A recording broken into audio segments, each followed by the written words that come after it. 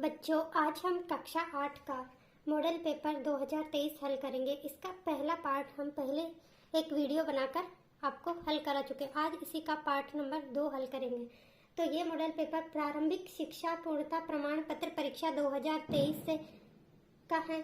ये विषय गणित का हम हल करवा रहे हैं आपको।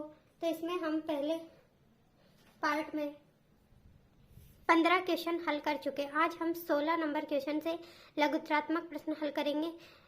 खंड 16 से 21 तक के जो प्रश्न हैं वो 4 नंबर के प्रश्न हैं। तो पहले हम 16 नंबर प्रश्न देखते हैं। एक वर्गाकार क्षेत्र का क्षेत्रफल 2304 वर्ग मीटर है। इस वर्गाकार क्षेत्र की भुजा ज्ञात कीजिए। यहाँ पर हमें ये एक वर्गाकार क्षेत्र दे रखा है, उसका क्षेत्रफल हमें दे रखा है 2304 वर्ग मीटर और इसकी हमें भुजा ज्ञात करनी है। तो इसके लिए हमें सबसे पहले वर्गाकार क्षेत्र का क्षेत्रफल हमने लिख दिया है 2304 मीटर। अब वर्ग के क्षेत्रफल का हमें सूत्र पता होना चाहिए। तो वर्ग के क्षेत्रफल का सूत्र होता है भुजा का स्क्वायर, यानी भुजा गुना भुजा। तो ये हमने वर्ग के क्षेत्रफल का सूत्र लिख दिया, भुजा गुना भुजा, और इसका क्षेत्रफल हमें दे रखा है 2304 मीटर। ये हमें प्रश्न में दिया हुआ है। अब आगे हम इसे हल करेंगे तो हमें इसमें भुजा ज्ञात करनी है। तो ये भुजा के ऊपर जो स्क्वायर है इसको हम दूसरी तरफ लेके जाएंगे तो ये अंडर रूट में आ जाएगा। तो अंडर रूट 2304।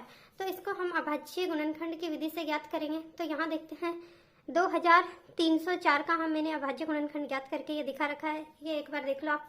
तो सबसे पहले 2304 में हमने 2 का भाग दिया क्योंकि इसमें 4 हैं। जब भी इकाई का अंक 2, 4, 6, 8 होगा तो उस संख्या में 2 का भाग जाता है। तो 2304 में यहाँ 2 का भाग जा रहा था तो हमने 2 का भाग दिया, 2 एकम 2, फिर 3 में दिया 2 एकम 2, एक शेष बच गया, इसके लगा दिया 1, ये बन गया 10, फिर 10 में दिया 5 बार, 2 पंजे 10, फिर 4 में दिया 2 दूनी 4, तो ये आ गया 1152। अब 1152 में हमने 2 का भाग दिया तो आया 576। फिर इसमें भी 2 का भाग जा रहा है क्योंकि यहाँ इकाई का अंक 2 था तो इसमें भी गया, इसमें इकाई का अंक 6 है तो यहाँ भी जा रहा है 576 में। 288 बार 2 का पूरी बार भाग गया। अब यहाँ भी इकाई का अंक 8 है तो इसमें भी 2 का भाग जाएगा। तो ये 2 का भाग दिया, 2 एकम 2, 2 चौको 8 और 2 चौको 8, 144 बार गया। अब यहाँ इकाई का अंक 4 है, फिर 2 का भाग जा रहा है 72 बार। यहाँ इकाई का अंक 2 है तो इसमें भी जा रहा है 2 का भाग 36 बार, 36 में दिया 18 बार, 18 में 2 का भाग दिया 9 बार, और 9 में 2 का भाग नहीं जा रहा क्योंकि यहाँ 0, 2, 4, 6 और 8 के अलावा कोई संख्या आएगी इकाई के अंक के स्थान पर तो उसमें 2 का भाग नहीं जाता। तो यहाँ हमारे पास 9 है तो 9 में 2 का भाग नहीं जाएगा। तो 2 के बाद हम 3 का भाग देंगे। तो 3 का भाग मैंने 9 में दिया तो 3, 3, 9, 3 बार गया, फिर 3 में 3 का भाग दिया तो 3 एकम 3, ये 1 बार गया। तो जब हमारे पास अंत में 1 आ जाएगा तो अभाज्य गुणनखंड पूरा हो जाएगा। अब इस अभाज्य गुणनखंड के हम जोड़े बनाएंगे। तो ये 1, 2 का जोड़ा, 2, 3, 4 और 5 जोड़े यहाँ बने, 1 3 का और बाकी 2 2 के, तो इनका गुणा कर देंगे। 3 का गुणा 2 से करा, 3 दूनी 6, 6 का गुणा 2 से करा, 6 दूनी 12, 12 दूनी 24 और 24 दूनी 48। इन सभी जोड़ों में से एक संख्या लेके हम सबका गुणा कर देंगे तो क्या आ गया 48। तो इस तरह से हमने 2304 का गुणा कर दिया, सभी इसका अभाज्य गुणनखंड निकाला तो हमारे पास इसका अभाज्य गुणनखंड आया है 48। इस प्रकार से हमने अभाज्य गुणनखंड निकालना बता दिया और इन सभी जोड़ों को गुणा करके ये उत्तर आ गया। अगला प्रश्न देखिए, प्रश्न नंबर 17।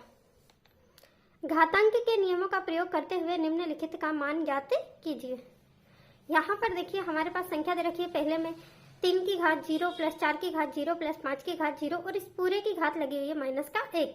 तो 3 जब भी किसी भी संख्या की घात 0 होती है तो वह संख्या 1 के रूप उसका मान आ जाता है 1। तो 3 की घात 0 तो 1 आ गया, प्लस 4 की घात 0 1, प्लस 5 की घात 0 तो ये भी आ गया 1। जब कितनी ही बड़ी संख्या ले लो, चाहे 100 की घात आ जाए 0 या 200 की, 500 की, 1000 की, तो उन सभी का मान कितना हो जाता है 0। तो इन तीनों को जोड़ा तो आ गया 3 और इनके घात है माइनस में, तो इसे हम माइनस में जब भी घात होती है उसको बटे के रूप में लिख सकते हैं 1/3। ये 3 नीचे आ गया बटे में और यहाँ ऊपर आ गया 1, तो 1/3 इसको हमने हल कर लिया। अगला क्वेश्चन देखिए, इसी में दूसरा प्रश्न यहाँ है 2/3 की घात 5 भाग 2/3 की घात 3। तो यहाँ पर दोनों संख्याओं में आधार समान है, यहाँ भी 2/3 है और यहाँ भी 2/3 है। तो यहाँ देखिए दोनों संख्याओं का आधार समान है और घातें अलग अलग है। तो जब भी दोनों संख्याओं का आधार समान हो और बीच में भाग का चिन्ह दे रखा है तो दोनों घातें घट जाएंगी। अगर दोनों का आधार समान होता और यहाँ गुणा का चिन्ह होता तो दोनों घातें जुड़ जाती। तो देखो 2/3 आधार लिख दिया और घात 5 में से हमने घात 3 को घटा दिया, तो 5 में से 3 गए तो कितनी घात बच गई? 2/3 की घात बची है 2। अब इसको हल कर लेते हैं। 2 का स्क्वायर करा तो 4 और 3 का स्क्वायर करा तो 9, तो इसका उत्तर आ गया 4/9। इस तरह से हमने ये समीकरण को हल किया। अगला प्रश्न देखिए, प्रश्न नंबर 18। परिमेय संख्याएं 2/3 तथा 3/5 के मध्य 4 परिमेय संख्याएं ज्ञात कीजिए तथा उन्हें संख्या रेखा पर प्रदर्शित कीजिए। यहाँ पर हमें 2/3 और 3/5 के मध्य 4 परिमेय संख्याएं ज्ञात करनी है। तो इसके लिए मैं पहले आपको एक हल करके बताती हूँ। तो जब भी ऐसे दो संख्याओं के बीच हमें परिमेय संख्या ज्ञात करनी है तो सबसे पहले हम उन संख्याओं के आधार समान करेंगे। तो यहाँ 2/3 और ये लिखा 3/5, तो इनके सबसे पहले आधार समान करने के लिए मैंने इसका 2/3 का गुणा कर दिया इधर 5 से हर अन और अंश में। तो ये बन गया 2 का गुणा 5 से करा तो 10 और ये 3 का गुणा 5 से करा तो 15, तो 10/15। इसी प्रकार से यहाँ भी हर में 15 बनाना है तो 3/5 का गुणा मैंने अंश और हर में 3 से कर दिया। तो 3 से गुणा 3 का करा तो 9 और 5 गुणा 3 करा तो आ गया 15। तो ये आ गई 9/15 और इधर आया है 10/15। अब इन दोनों का हर तो समान है, लेकिन 9/15 और 10/15 के बीच कोई भी ऐसी परिमेय संख्या उपलब्ध नहीं है जो हमें निकालनी है। तो यहाँ देखिए इस संख्या को हम नीचे वाले हर को और बड़ा करते हैं। तो मैंने 2/3 का गुणा ऊपर भी 20 से और नीचे भी 20 से कर दिया, अंश और हर में 20 से गुणा कर दिया। तो ये आगे 2 का गुणा 20 से करा तो 40 और 2 का गुणा 3 का गुणा 20 से करा तो ये आया 60। तो ये आ गया 40/60। अब यहाँ हर हमने 60 कर लिया। अब इधर भी देखते हैं, 5 का गुणा हमने 12 से करा तो क्या आ जाएगा 60। तो हर में और अंश में हमने दोनों संख्याओं में 5 से गुणा 12 से गुणा कर दिया। 3 का गुणा 12 से करा 36, 5 का गुणा 12 से करा तो आ गया 60। अब ये 36/60 है और ये 40/60 है, तो इनके बीच में जो संख्याएं हैं वो है 37/60, 38/60 और 39/60। तो यहाँ 3 परिमेय संख्या आ गई, लेकिन हमसे प्रश्न में पूछा गया है कि हमें 4 परिमेय संख्या निकालनी है। तो 4 परिमेय संख्या अभी नहीं आई, तो इसके लिए हमें हर को और बड़ा करना पड़ेगा। तो मैं इस हर को 60 की जगह 120 कर देती हूँ। तो 120 करने के लिए मैंने 2 का गुणा 2/3 का गुणा 40 से करा, यानी अंश और हर में 40 से गुणा कर दिया। तो ये आ गया 80/120। 2 का गुणा 40 से करा तो 80, 3 का गुणा 40 से करा तो आया 120। इसी प्रकार से 3 का गुणा 24 से यहाँ 120 बनाने के लिए 5 का गुणा 24 से करा तो अंश और हर में हमने 24 से गुणा कर दिया। 3 का गुणा 24 से करा तो 72 और 5 का गुणा 24 से करा तो आ गया 120। अब 72/120 और 80/120 के बीच में हम 4 परिमेय संख्या आराम से ज्ञात कर सकते हैं। 73/120, 74/120, 75/120 और 76/120। इससे भी ज्यादा संख्या हमें ज्ञात करनी होती तो वो भी हम यहाँ आसानी से निकाल सकते हैं। तो मैंने यहाँ डायरेक्ट करके बता रखा है। 2/3 का गुणा 40 से अंश और हर में कर दिया तो ये आ गया 80/120। इसी प्रकार से 3/5 का गुणा 24 से कर दिया अंश और हर में तो ये आ गया 72/120। 5 का गुणा 24 से करा तो 120। यहाँ दोनों हर समान है तो इनके बीच में संख्याएं बहुत सारी है, तो यहाँ से हम 4 संख्याएं लिख देंगे। 73/120, 74/120, 75/120 और 76/120। और हमसे प्रश्न में यही पूछा गया था कि 2/3 और 3/5 के बीच में मध्य 4 परिमेय संख्याएं ज्ञात करो। तो हमने ये ज्ञात कर दी। इसके अलावा भी यहाँ संख्याएं परिमेय संख्याएं हैं 77/120, 78/120 और 79/120। अगला प्रश्न देखिए, प्रश्न नंबर 19। राम ने 10,000 रुपए को 2 वर्ष के लिए 10% की दर से चक्रवृद्धि ब्याज की शर्त पर उधार लिया। यदि यह धन सरल ब्याज पर लिया जाता तो दोनों ब्याजों में कितना अंतर होता? तो यहाँ पर राम ने 10,000 रुपए 2 वर्ष के लिए 10% की दर से चक्रवृद्धि ब्याज पर उधार लिया है। तो पहले तो हम 10,000 का 2 वर्ष का 10% की दर से चक्रवृद्धि ब्याज निकालेंगे, फिर इनका साधारण ब्याज निकालेंगे और दोनों का क्या करेंगे, अंतर निकालेंगे। तो इस तरह से सवाल को हम हल करेंगे। तो सबसे पहले यहाँ हम लिख देते हैं मूलधन बराबर P। कितना दे रखा है 10,000। समय कितना दे रखा है 2 वर्ष, इसको N भी हम लिख सकते हैं। और दर R कितनी दे रखी है 10%। और मिश्र धन ज्ञात करने का सूत्र होता है मूलधन गुणा 1 + R/100 और ब्रैकेट के ऊपर लगा देंगे N, यानी मूलधन 1 + R/100 और ब्रैकेट के बाहर N यानी समय। इस सूत्र में हम मान रख देते हैं। तो यहाँ हमने लिख दिया मूलधन का मान हमें दे रखा था 10,000 + 1 की जगह 1 आर की जगह हमें 10% दे रखी थी, बटे में 100, और समय कितना दे रखा था, 2 वर्ष। अब इसमें इसको हम हल करते हैं तो ये सबसे पहले इस ब्रैकेट के अंदर हल करते हैं। तो यहाँ देखिए इस संख्या का हमने लघुत्तम लिया तो बटे में आ गया 100, और यहाँ से 1 का भाग 100 में दिया तो आया 1, और 1 का भाग 100 में दिया तो आया 100, और 100 का गुणा 1 से करा तो आ गया 100 प्लस 10।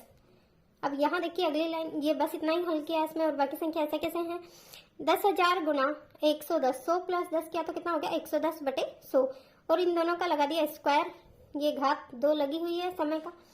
अब यहाँ देखिए इसको 2 बार लिख दिया गुणा के रूप में, 10,000 गुणा 110 बटे 100 गुणा 110 बटे 100, ये दोनों जीरो से 2 जीरो कट गई, इन दोनों जीरो से ये दोनों जीरो कट गई, और 110 का गुणा 110 से करा तो आ गया 12,100 रुपये। इस तरह से हमारे पास मिश्र धन आ गया है 12,100 रुपये। अब इसमें से चक्रवर्ती ब्याज निकालने के लिए हम मिश्र धन में से मूलधन को घटा देंगे तो हमारे पास चक्रवर्ती ब्याज आ जाएगा। तो यहाँ मिश्र धन है 12,100, इसमें से 10,000 मूलधन को घटाया तो ब्याज आ गया 2,100 रुपये, 2,100 रुपये। अब ये तो हुआ चक्रवर्ती ब्याज की दर से। अब हम इसे साधारण ब्याज की दर से निकालेंगे। तो साधारण सरल ब्याज या साधारण ब्याज का सूत्र होता है मूलधन इंटू दर इंटू समय। ये मूलधन यानी पी, दर यानी आर, और टी यानी समय, बटे में आ गया 100। तो इनका मान रख देंगे, मूलधन है 10,000, आर है 10, और टी यानी समय है 2 वर्ष, या बटे में आ गया 100। तो 2 जीरो से 2 जीरो कट गई, और ये 100 गुणा 10 गुणा 2 करा तो ये आ गया 2,000 रुपये।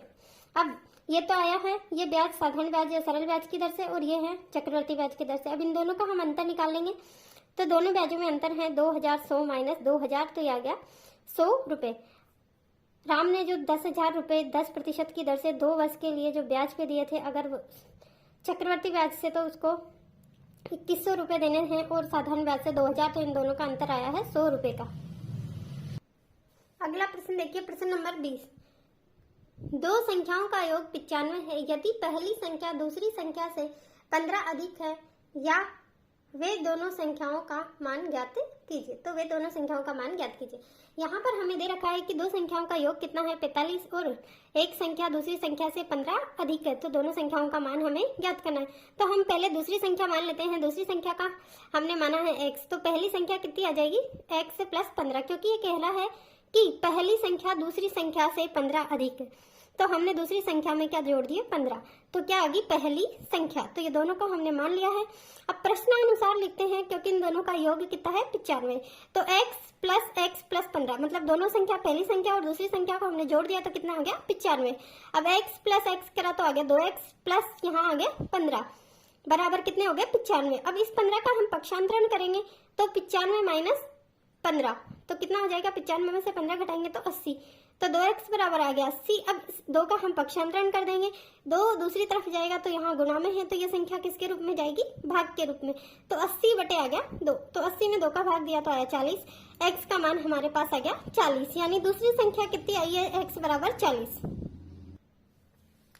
पहली संख्या का मान भी हम यहीं से निकाल लेंगे। x प्लस 15 पहली संख्या थी, तो 40 प्लस 15 करें तो पहली संख्या आ गई 55, और 55 और 40 को अगर हम जोड़ के देखेंगे तो दोनों संख्याओं का मान कितना आ गया 95, जो कि हमें प्रश्न में दे रखा था। तो दोनों संख्या हमने मान ज्ञात कर लिया। अगला प्रश्न देखिए, प्रश्न नंबर 21। प्रश्न नंबर 21, माल से लदा हुआ एक ट्रक यातायात नियमों का पालन करते हुए 25 मिनट में 14 किलोमीटर चलता है। यदि ट्रक की वही चाल रहे तो 5 घंटे में तय की गई दूरी ज्ञात कीजिए। यहाँ एक ट्रक की चाल दे रखी है जो यातायात नियमों का पालन करते हुए 25 मिनट में 14 किलोमीटर चलता है, तो वह 5 घंटे में कितनी दूरी तय करेगा, यह हमें निकालना है। तो यहाँ हमने एक तरफ लिख दिया समय और दूसरी तरफ लिख दिया दूरी। यहाँ 25 मिनट हमें से समय दे रखा था और दूरी तय थी 14 किलोमीटर, तो हमने 5 घंटे का निकालना है तो उसको मिनट में बदल के लिख दिया। ये देखो 1 घंटे बराबर होता है 60 मिनट, तो 5 घंटे में 60 का गुणा 5 से करेंगे तो 300 मिनट। तो यहाँ मैं मिनट में लिख देती हूँ, ये लिख दिया मैंने 300 मिनट। और यहाँ ये दूरी हमें निकालनी है, तो दूरी हमें पता नहीं है, तो इसकी जगह हमने क्या लिख दिया x। अब देखिए यहाँ 25:300 समानुपात 14:x, इसको हमने क्रम से इस तरीके से अनुपात और समानुपात के रूप में जमा दिया है। अब इस तरह से जमाने के बाद ये बाहर वाली जो संख्या है उनका गुणा होगा और अंदर वाली संख्याओं का अलग गुणा होगा। तो 25 का गुणा किससे हो जाएगा, x से। तो ये हो गया 25x बराबर 300 का गुणा किससे होगा, 14 से। तो 300 गुणा 14। अब ये 25 है, इसका भी हम पक्षांतरण कर देंगे क्योंकि हमें सिर्फ x का मान निकालना है, तो x को हम आगे रख लेंगे। तो 300 गुणा 14 बटे 25 आ गया। 25 से हमने 300 को काट दिया, कितनी बार कट गया, 12। 12 का गुणा हमने 14 से कर दिया, तो 12 गुणा 14 करे तो 168 किलोमीटर। तो 5 घंटे में तय की गई दूरी कितनी है, 168 किलोमीटर। तो इस तरीके से हमने अनुपात समानुपात से ये 5 घंटे में तय की गई ट्रक के द्वारा दूरी ज्ञात कर ली। आगे का प्रश्न देखिए, प्रश्न नंबर 22। अब तक के जो क्वेश्चन हमने हल किए थे वो 4-4 नंबर के थे। अब हमारे पास आए 22 से लेकर के 25 तक के क्वेश्चन, जो कि निबंधात्मक प्रश्न है। ये 6-6 नंबर के हमारे पास प्रश्न है। इसमें अथवा में हमें प्रश्न दे रखे हैं, उनमें से हमें एक प्रश्न हल करना है। तो प्रश्न नंबर 22 देखते हैं। बहुभुज ABCDEF को विभिन्न भागों में बांटा गया है जैसा कि आकृति में दर्शाया गया है। तो बहुभुज का क्षेत्रफल ज्ञात कीजिए। यहाँ पर हमें ये एक बहुभुज दे रखा है ABCDEF, इसका हमें क्षेत्रफल ज्ञात करना। तो इसमें हमने 1 2 3 4 भागों में बांट लिया। इन चारों भागों का हम अलग अलग क्षेत्रफल ज्ञात करेंगे सूत्र की सहायता से, और उन चारों का क्षेत्रफल हम जोड़ देंगे तो इस संपूर्ण आकृति ABCDEF का क्षेत्रफल हमारे पास आ जाएगा। तो इसके लिए हम पहले सूत्र देख लेते हैं। तो जब भी इस तरह से हमारे पास बहुभुज को हल करने, उसका क्षेत्रफल ज्ञात करने का सवाल आएगा, तो उसके लिए हमें 3 सूत्र काम में लेने हैं। पहला सूत्र है इसमें समचतुर्भुज का क्षेत्रफल।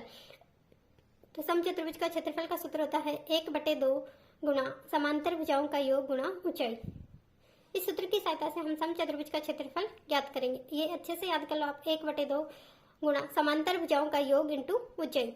दूसरा सूत्र इसमें काम आएगा त्रिभुज का क्षेत्रफल, 1/2 गुणा आधार गुणा ऊंचाई। तीसरा इसमें सूत्र काम आएगा आयत का क्षेत्रफल, लंबाई इंटू चौड़ाई। तो इन तीनों का सूत्रों का प्रयोग करते हुए हम इस आकृति का क्षेत्रफल निकालते हैं। तो पहली आकृति इसमें देखते हैं।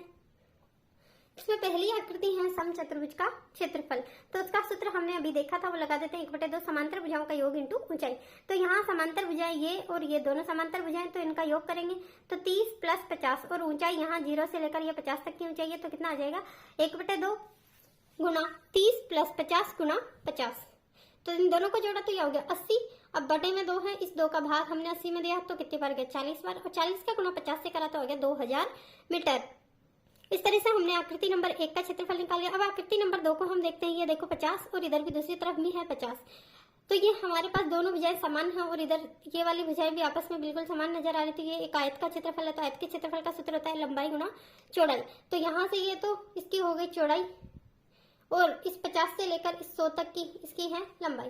तो ये भी 100 में से हम 50 को घटाएंगे तो कितना आ जाएगा, 50। तो ये भी 50 आ गई, ये भी 50, ये 50, 50 चारों तरफ 50 है। तो 50 गुणा 50 कर देंगे, लंबाई इंटू चौड़ाई, तो आ गया ये 50 का गुणा 50 से करा, 5 25 और 2 0 आ गए, तो 2500 मीटर स्क्वायर। तो ये दूसरी आकृति का क्षेत्रफल आ गया 2500 मीटर स्क्वायर। अब हम तीसरी आकृति का क्षेत्रफल निकालेंगे। तीसरी आकृति हमें दिखाई दे रही है त्रिभुज की है।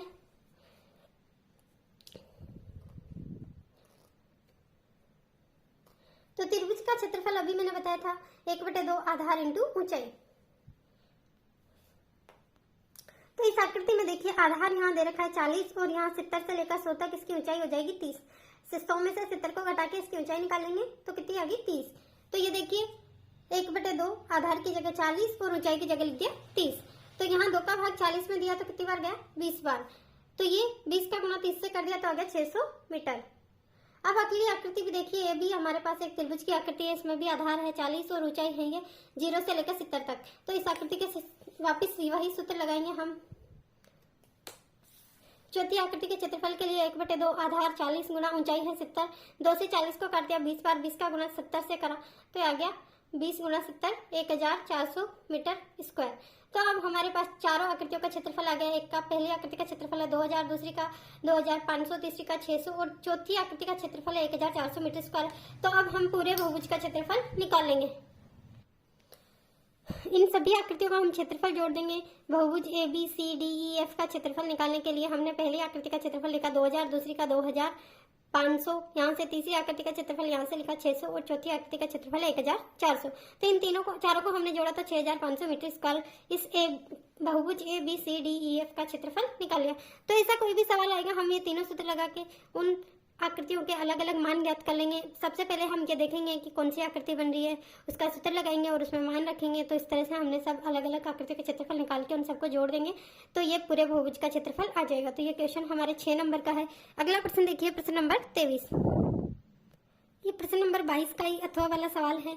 2 सवाल आएंगे 22 से लेकर के जो 25 तक के सवाल है उसमें सभी में 2-2 सवाल आएंगे। तो एक सवाल हमने हल कर लिया। दूसरा सवाल देखिए, निम्नलिखित को हल कीजिए। एक समचतुर्भुज का क्षेत्रफल, ये 2 सवाल दे रखे हैं, इसमें 3-3 नंबर के, तो टोटल हो जाएंगे 6 नंबर। एक समचतुर्भुज का क्षेत्रफल 240 सेंटीमीटर है तो विकर्णों में से एक की लंबाई 30 सेंटीमीटर है। दूसरे विकर्ण ज्ञात कीजिए, इनमें कौन सा विकर्ण अधिक है तथा कितनी अधिक है ज्ञात कीजिए। तो और दूसरा क्वेश्चन, पहले हम पहला क्वेश्चन हल कर लेते हैं। तो समचतुर्भुज के क्षेत्रफल होता है 1/2 विकर्णों का गुणनफल। ये समचतुर्भुज के क्षेत्रफल का सूत्र होता है। तो यहाँ हमें एक विकर्ण दे रखा है और एक विकर्ण नहीं दे रखा, और समचतुर्भुज का क्षेत्रफल हमें दे रखा है 240 सेंटीमीटर स्क्वायर। तो हम विकर्णों के गुणनफल में 1/2 गुना विकर्ण, एक दे रखा 30 और दूसरा हमने मान लिया x। अब इस 2 से हमने 30 को काट दिया, कितनी बार कट गया? 15 बार। तो ये आ गया 15x बराबर 240। तो 15 का हम पक्षांतरण कर देंगे तो ये x बराबर 240 बटे आ गया 15। तो 15 से हमने 240 को काट दिया तो आ गया 16। तो 30 सेंटीमीटर वाला विकर्ण अधिक है, क्योंकि ये हमसे पूछ रहा है कि कौन सा विकर्ण अधिक है। तो दूसरा विकर्ण हमारे पास आया 16 और पहला विकर्ण था 30 सेंटीमीटर का। तो दोनों में से कौन सा अधिक है और कितना अधिक है ये ज्ञात करना था। तो 30 सेंटीमीटर वाला विकर्ण अधिक है और कितना अधिक है उसके लिए हमने 30 में से 16 को घटा दिया तो 14 सेंटीमीटर अधिक है पहला वाला विकर्ण। प्रश्न नंबर दूसरा पढ़िए। एक ऐसे बेलन की ऊंचाई ज्ञात कीजिए जिसका आयतन 101.54 मीटर क्यूब और जिसके आधार का व्यास 140 सेंटीमीटर है। अब हमें आयतन दे रखा है और दूसरा उसके आधार का व्यास दे रखा है बेलन के। तो आयतन में हमेशा घात कितनी लगती है? 3। तो देखिए यहाँ सबसे पहले हम बेलन के आयतन का सूत्र लिख देते हैं πr²h, क्योंकि हमें आयतन निकालना, आयतन से और इस आधार के व्यास से हम क्या निकाल लेंगे? ऊंचाई। तो यहाँ हमने बेलन का आयतन लिख दिया है, आयतन का सूत्र लिख दिया है πr²h। पाई की जगह हमने लिख दिया 222/7 गुणा r की जगह हमने लिख दिया 70 का स्क्वायर, क्योंकि ये आधार का व्यास दे रखा था। व्यास से हम त्रिज्या निकालने के लिए हम उसमें 2 का भाग देते हैं। तो 140 में हमने आधार के व्यास में 2 का भाग दिया तो इसकी त्रिज्या आ गई 70 सेंटीमीटर। तो ये 70 गुणा 70 कर दिया, r का स्क्वायर है और h का मान हमें पता नहीं है तो h की जगह h लिख दिया।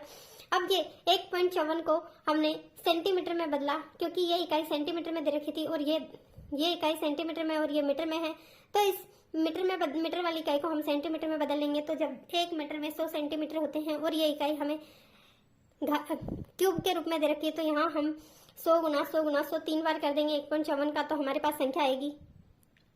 पढ़ के देखो इसको, इकाई, दहाई, सैकड़ा, हजार, 10,000, लाख, 10 लाख, 15 लाख 40,000।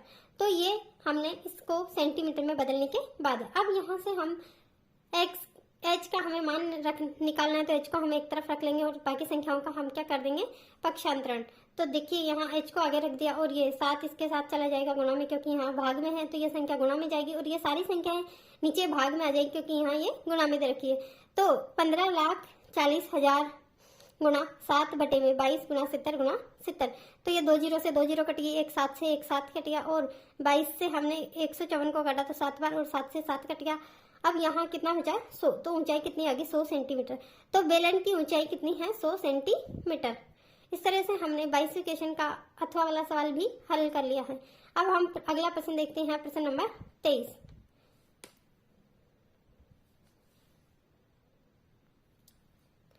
तो यहाँ देखिए, निम्नलिखित व्यंजकों के गुणनखंड कीजिए। इनमें से किन्हीं 4 सवाल हमने दे रखे हैं जिनमें से हम 2 हल करेंगे। दोनों 1 3 नंबर का है, कोई सा भी आप 2 हल कर सकते हैं। ये अथवा वाले सवाल है, इसमें हमें 4 में से 2 हल करने हैं। तो यहाँ देखिए पहला सवाल हल कर रहे हैं हम 4p² - 9q²। इसके लिए एक सूत्र होता है a² - b²। तो उसका a + b और a - b ब्रैकेट में ये इसका हल होता है। तो यहाँ हम इन संख्याओं को a² + b² के रूप में बदलेंगे तो ये 4 का आ जाएगा 2p और इसकी स्क्वायर माइनस 9 का 3 आ जाएगा और क्यू स्क्वायर का क्यू, तो 3 क्यू और इसके पूरे का स्क्वायर लगा देंगे। तो अब इसे हम a प्लस बी और a माइनस के b के रूप में लिखेंगे, तो 2p प्लस 3q एक ब्रैकेट में और दूसरे ब्रैकेट में आ जाएगा 2p minus 3q, a plus B और a माइनस बी के रूप में इनको लिख दिया।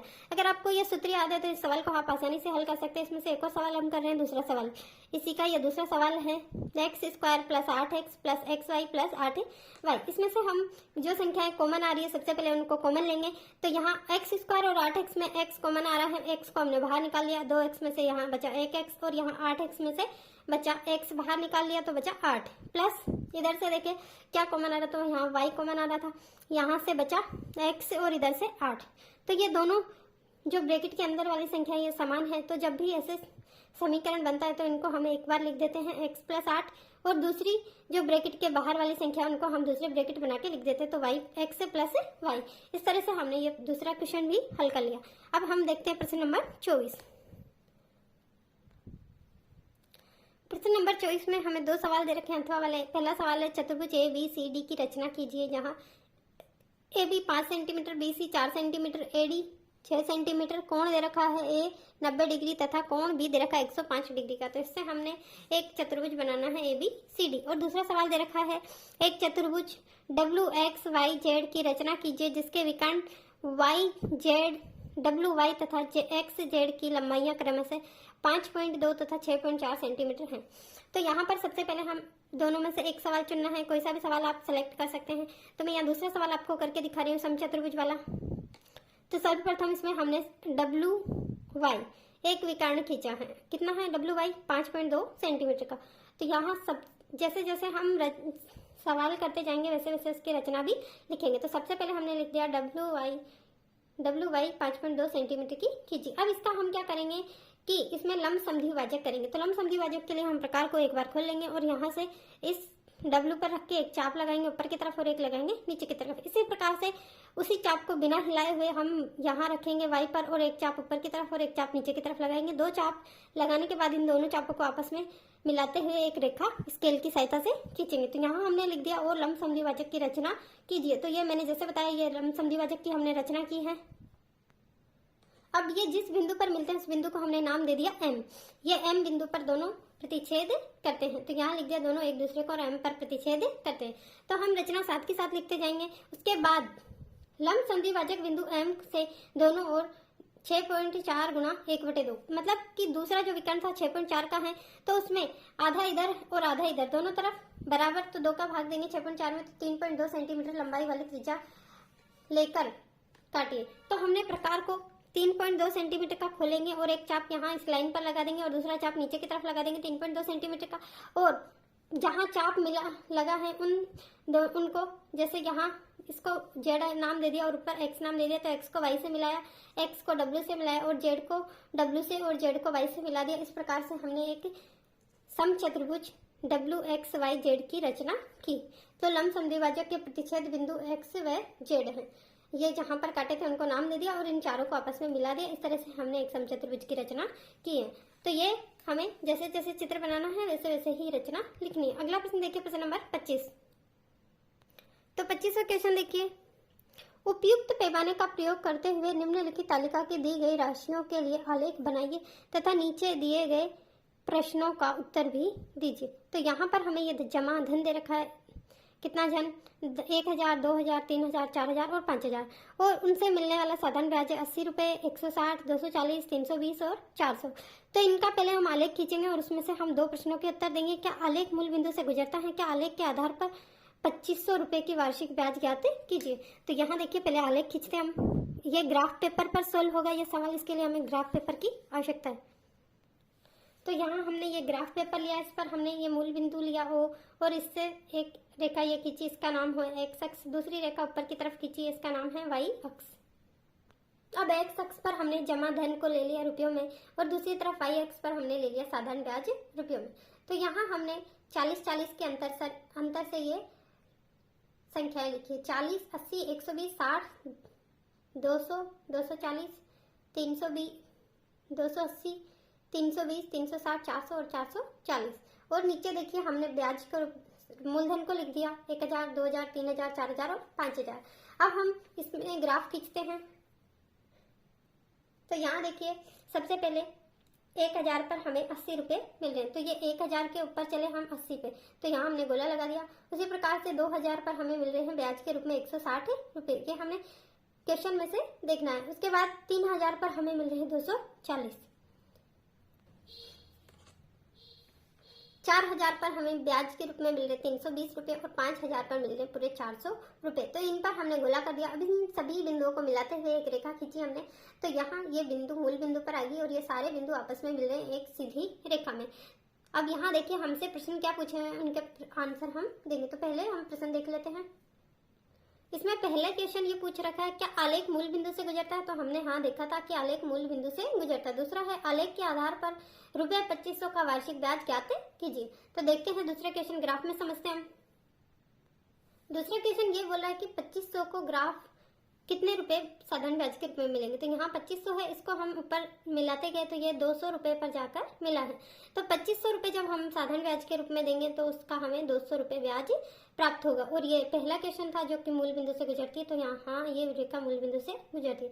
तो इस तरीके से हमने यहाँ देखो हमने इसका उत्तर लिख दिया, हाँ मूल बिंदु से गुजरती है। दूसरे का उत्तर लिख दिया, एक्स अक्ष पर 2500 रुपए के आसन मतलब उससे सीधी रेखा खींचने पर वाई अक्ष पर 200 रुपए ब्याज अंकित है, तो 200 रुपए हमें ब्याज के रूप में प्राप्त हुए। इस प्रकार से हमने मॉडल पेपर का पार्ट 2 हल कर लिया है। आप इन सवालों को एक बार फिर से हल करने का प्रयास करें।